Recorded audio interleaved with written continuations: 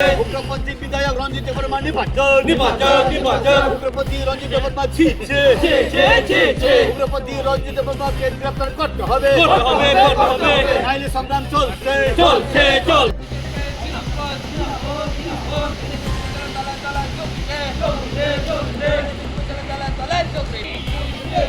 মানুষ একজন সন্ত্রাসবাদী মানুষ ভালো মানুষকে গ্রেফতার করো, অ্যারেস্ট করো বলতে পারে না।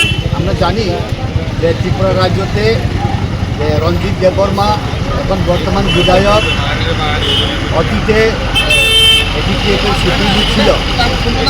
ওনার নেতৃত্বে অনেক মানুষ প্রাণ হারা, অনেক মানুষ কি জনজাতি কি অজনজাতি অনেক মানুষের প্রাণ চলে গেছে।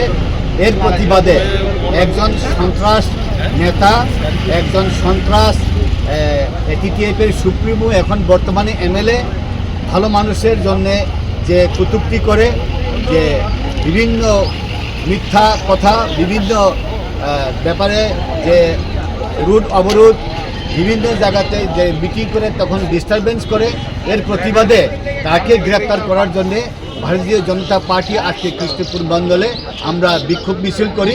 গ্রেপ্তার করতে হবে, গ্রেপ্তার না করলে আমরা আরও আন্দোলন করব।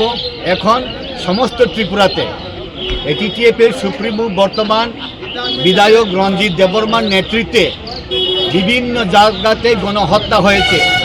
যে গণহত্যা হয়েছে তাদের ছেলে মেয়ে বংশ একদিন জড়ো হয়ে বিধায়ক রঞ্জিত দেববর্মার বাসভবনে এমএলএ হোস্টেলে একদিন গিয়ে তাদের প্রাণটাকে ফিরিয়ে দিতে হবে, তাদের পরিবারদেরকে দেখতে হবে। যারা ছেলে মেয়ে মা বাবা যারা মারা গিয়েছে তাদের প্রাণটাকে ফিরিয়ে দিতে হবে, এটার দাবি একদিন চাইতে হবে। এর জন্যেই তার প্রতিবাদে তাকে অ্যারেস্ট করার জন্যে আমরা ভারতীয় জনতা পার্টি কৃষ্ণপুর মণ্ডল আজকে বিক্ষোভ দিচ্ছি। ধন্যবাদ।